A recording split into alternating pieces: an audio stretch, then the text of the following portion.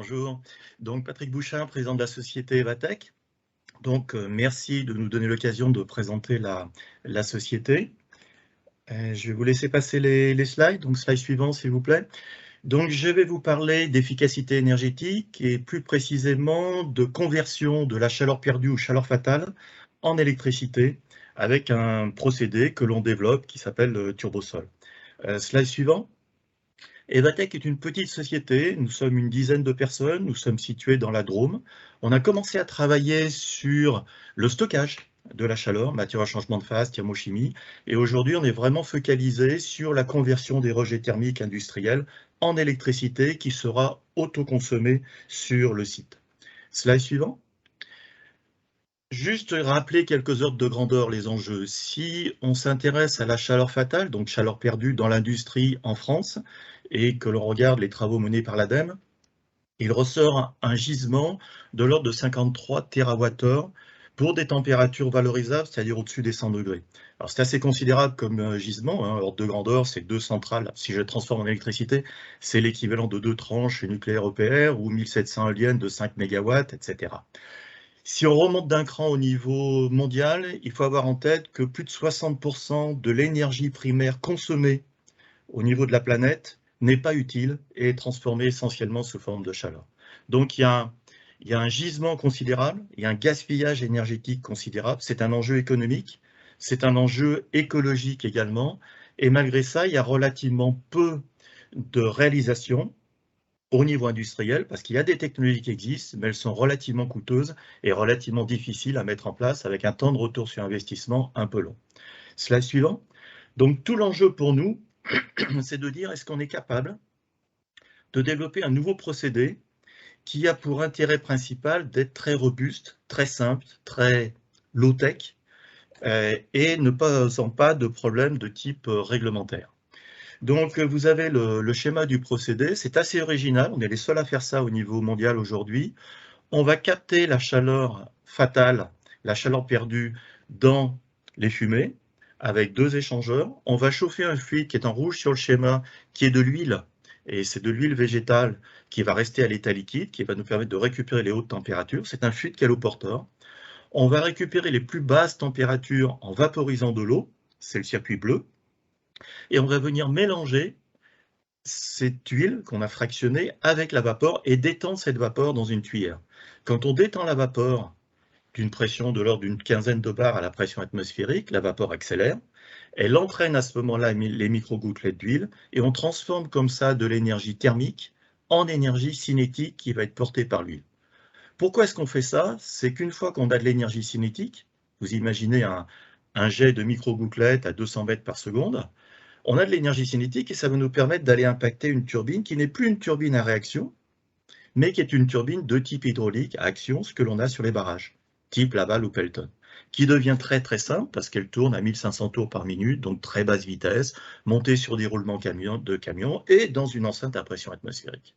Donc tout l'enjeu, c'est de dire comment est-ce qu'on peut faire simple, comment est-ce qu'on peut faire robuste. Vous avez alors, c'est pas fini. Une fois qu'on a une turbine qui tourne, on fait de l'électricité, et ça c'est assez simple, qui va être autoconsommé sur le site.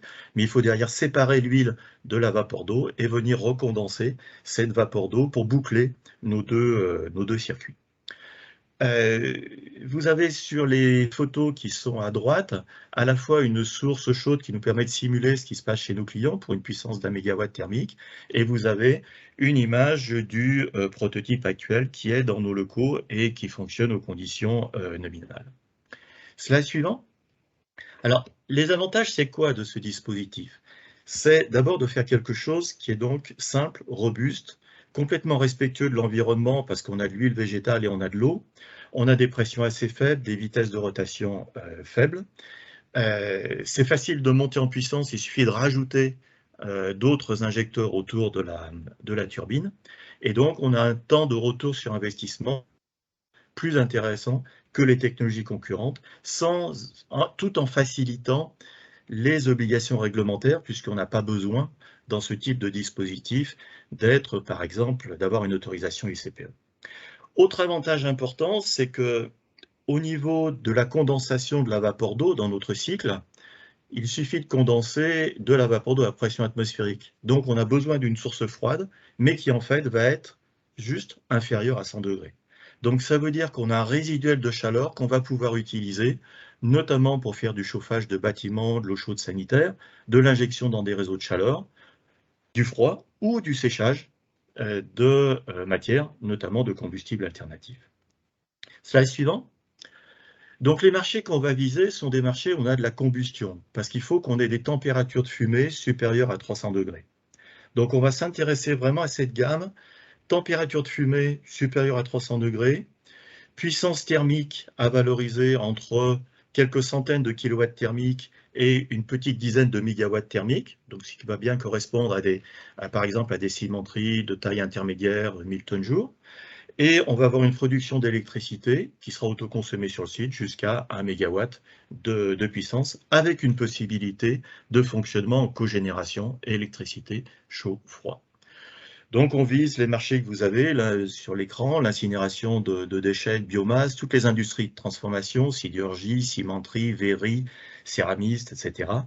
Les moteurs et les turbines à combustion. On est dans une phase aujourd'hui de TRL qu'on va pouvoir situer entre 6 et 7. Il faut qu'on monte en gamme, ce qu'on est en train de faire, d'optimiser, d'industrialiser. On va rentrer sur les marchés, donc on va chercher nos premières réalisations aujourd'hui, nos premières démonstrations sur site client, et on est donc à la recherche de partenaires, que ce soit des partenaires utilisateurs pour des démonstrations, ingénierie, et puis investisseurs, puisqu'on est en train de réaliser en ce moment une levée de fonds pour pouvoir développer notre technologie et aller sur le marché. Slide suivant. Alors, ce qui nous intéresserait aujourd'hui, et pour être plus spécifique sur le monde des cimentiers, c'est de pouvoir monter un projet de réalisation d'un démonstrateur sur une cimenterie, projet collaboratif, associant non seulement l'utilisateur final, la cimenterie, notre procédé, mais aussi des partenaires, notamment pour les échangeurs. Capter la chaleur fatale sur une cimenterie, c'est pas simple.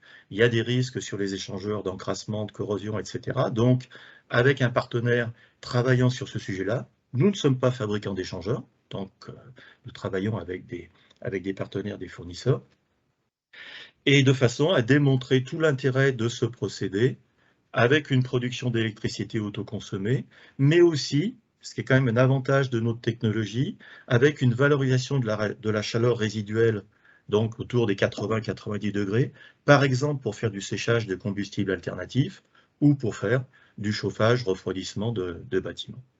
Et en regardant également les gains qu'on peut avoir sur la consommation d'eau, puisque le fait de capter la chaleur, soit au niveau du préchauffeur, mais aussi au niveau du refroidisseur, permet au niveau du refroidisseur de faire des économies de consommation d'eau.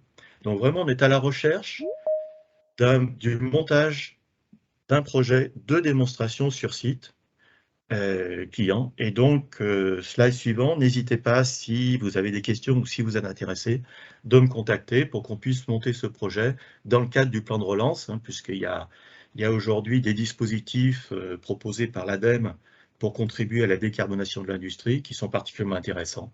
Donc, à votre disposition pour discuter de tout ceci. Merci.